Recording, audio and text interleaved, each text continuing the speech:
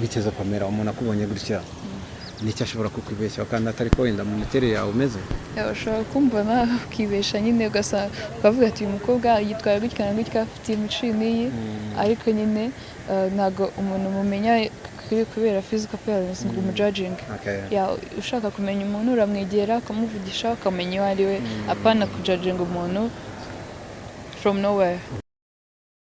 Twizere ko abantu badukurikiye mu bice bitandukanye. My name is Didas. Turakana subscribe nyine mugenda mugakanda subscribe na akamenyetso k'umutuku. Reka twere gutinda kugira ngo video zizajye zikugeraho mu buryo butandukanye. Ndi kumwe n'umukobwa mwiza cyane n'umwari w'i Rwanda. Amakuru yawe? Imeze. Twakundaga kukubona abantu benshi n'abantu benshi bakunda kukubona cyane ariko abenshi bakuze muri Miss Rwanda na n'ubu uracyari nyampinga w'u Rwanda. Hanyuma ufite urugendo. Yego turaheraho. Bandu tubwire uri kwerekeza he? Nzerekeza Zimbabwe. Azajya muri Zimbabwe gukora iki? Guhagararira u Rwanda muri competition iriyo. Hanyuma uri Wikeza Pamela. Siko bimeze se? Yego. Niyo mazina y'ababyeyi banaguhaye byose. Cyane. Ku myaka ingahe? 20. 20. Hanyuma kuba uzajya guhagararira u Rwanda muri Zimbabwe. Biguteye irihe shema cyane nk'umunyarwandakazi? Bintishemo kubera ko nzahagararira u Rwanda nzajya kwerekana umuco wacu. Abanyazimbabwe bira uzabereka nk'iki wenda mu muco wacu ku buryo umuntu ashobora kuvuga ati nanjye ndi umuturage w'umunyarwanda mba muri Zimbabwe ibintu ntabwo ushobora kubibura. Ntabwo ari abanyazimbabwe nzabyereka ahubwo ni Afrika muri rusange kuko ni competition ya Afrika.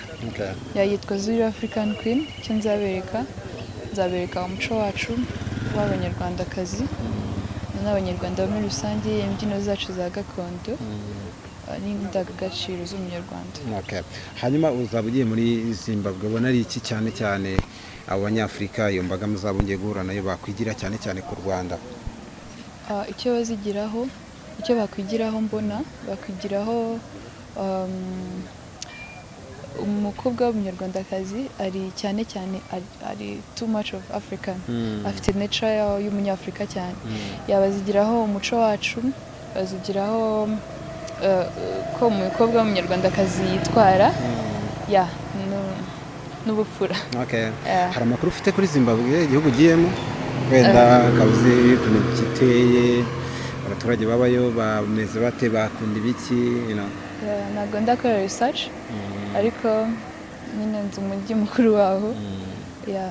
Ajya ni Harare? Yego. Hanyuma muri Zimbabwe perezida wayo yategetse igihe kinini uramuzi ariko kose Robert Mugabe aherutse kwitaba Imana nibyo? Yego. Hanyuma hari ibintu byinshi wari uzi kuri Robert Mugabe? Nari muzi naranamukundaga cyane. So kubera ko yaharaniraga yarwanyaga ikintu bita racism cyane. Yangaga nyine ubukoloni, yangaga ko umuzungu ashobora gutoteza umwirabura. Kandi nyine yari afite character y'ubumuntu cyane muri we. Ni iki kumva ku rupfu rwa Robert Mugabe ku buryo uvuga ati iki kirashengura bitewe n'ukuntu wenda yari inshuti yanjye mu buryo wenda bwo muri ibyo bitekerezo? Niki kigushengura cyane ku rupfu rwa Robert Mugabe nka perezida wategetse igihe kinini Zimbabwe? Ikintu kimbabaza cyane yari ashaje, yariruhukiye, ariko ikintu kibabaje ni uko Afrika nyine yabuze intwari, yabuze umuntu wari ufite ibitekerezo byinshi kandi by'ingirakamaro, yabuze umusevya, yabuze nyine umuyobozi ukomeye. Robert Mugabe abantu benshi bavuze ko yagundiye ubutegetsi, sinzi wenda niba ntari kujyana mu bintu bya politike cyane utabikunda, ariko abantu bakunze kuvuga ko yagundiye ubutegetsi. Kuri bamwe bakanabibona ko atari ibintu byiza. Wowe bibona ute ko yaramazeho imyaka myinshi ndetse akaza kuvanwaho n'igisirikare?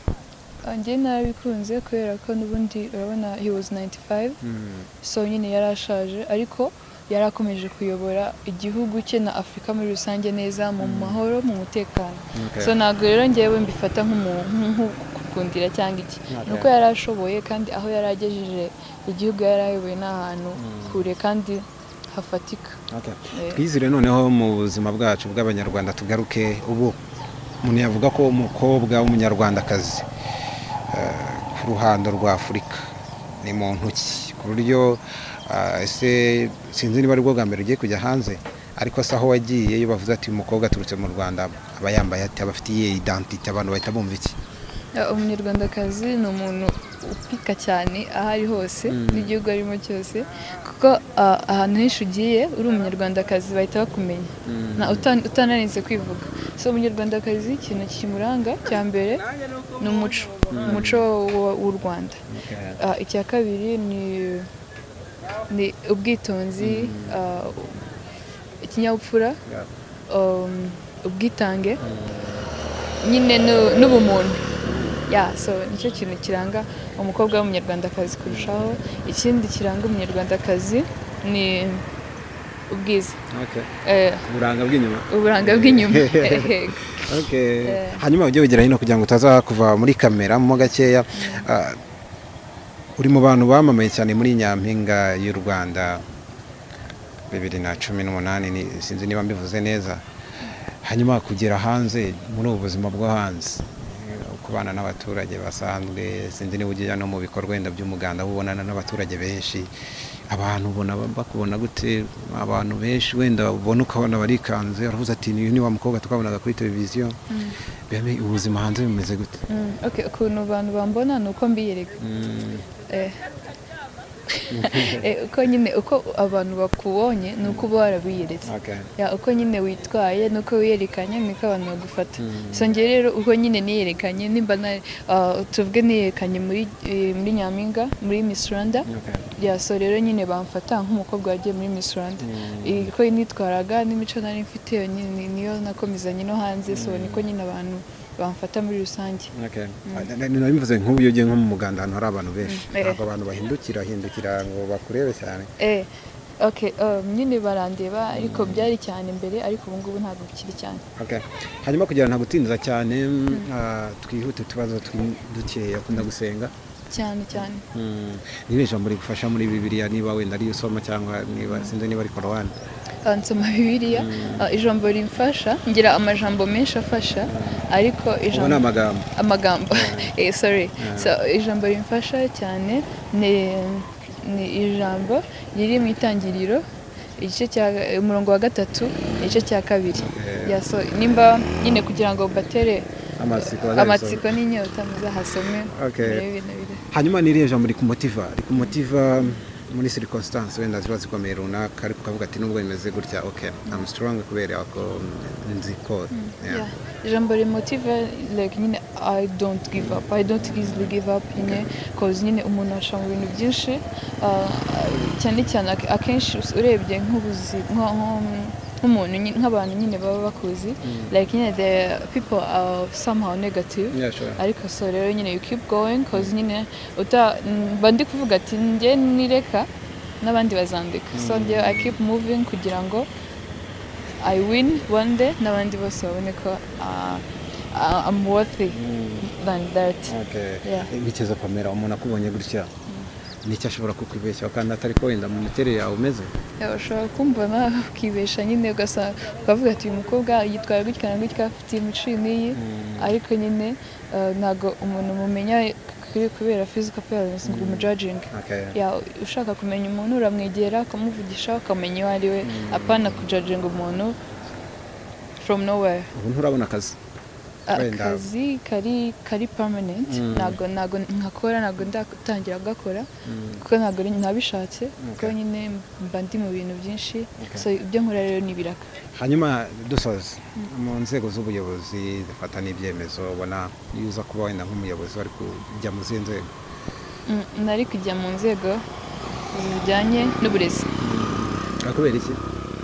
Kubera ko ni ikintu nkunda cyane nyine ni ibintu nkunda niyumvamo kuva kera. Ubwo na Minisitiri w'Uburezi uramuzi? Ego. Tugushimire cyane urakoze. Murakoze namwe. Hanyuma rero nisuhuza inshuti yawe imwe. Ndasuhuza inshuti yanjye iri hariya Cadette.